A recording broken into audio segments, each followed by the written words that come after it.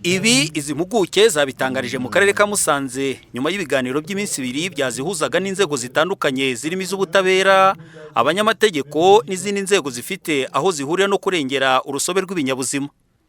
Urwego rw'igihugu rushinzwe iterambere RDB rwateguye ibi biganiro n'abafatanyabikorwa barwo, ruvuga ko rwifuzaga gusangira n'ibindi bihugu ubumenyi ku rusobe rw'ibinyabuzima n'ibikorwa ngo birengerwe, cyane ko abenshi usanga nta bumenyi bafiteho bakagwa mu byaha bijyanye nabyo batabizi.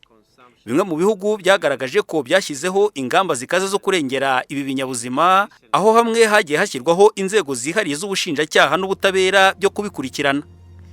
U Rwanda narwo rwasangije abandi kuretse gushyiraho ingamba z'ibyanya bikomye, rwamaze no gushyiraho itegeko nimero 064 akarogo kaberamye 2021 ryo kurengera urusobe rw'ibinyabuzima ryuzuza irya 48 akarongo kaberamye 2018 ry'ibidukikije. Gusa ngo iri rishya ntabwo riramenyekana mu baturage no mu nzego zishinzwe kuryubahiriza, ingamba zo kurimenyekanisha zikaba ziteganijwe.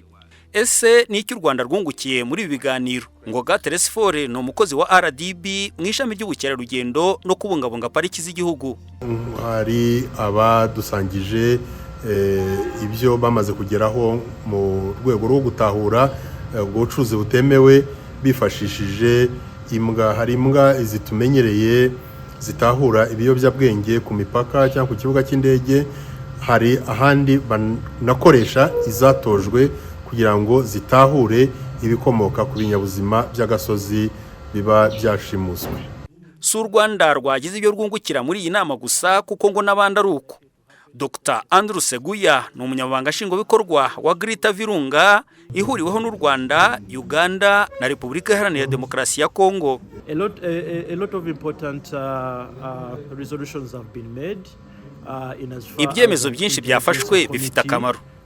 Harimo nko gushyiraho komite ishinzwe iperereza rikorera mu nzego za leta kuri ibi bibazo, kubakira ubushobozi abakora kuri iki kibazo, gushyiraho urwego rw'ubucamanza rwakora kuri iki kibazo, no gushyiraho urwego rusuzuma ibimenyetso bya gihanga rwafasha ubutabera rugaragaza niba icyafashwe ari inyamaswa cyangwa atariyo. Abitabiriye ibiganiro nabo barahiriye kumenyekanisha aya mategeko arengera urusobe rw'ibinyabuzima no gukora ibishoboka byose ngo bibungwabungwe. Nkatwe mu bijyanye no gukurikirana abakoze ibyo byaha, twarushijeho gusobanukirwa nibura ingingo zigize ibyo byaha n'amategeko twajya twifashisha ku bashoboye gukora ibyaha bibangamiye urusobe rw'ibinyabuzima. Ibi biganiro byitabiriwe n'abagera kuri 80, byari bifite intego yo gukangurira abatuye akarere ndetse n'andi mahanga guhagurukira hamwe bakarwanya bivuye inyuma abahohotera urusobe rw'ibinyabuzima by'agasozi aho bava bakagera. Uwimana Emmanuel mu karere ka Musanze.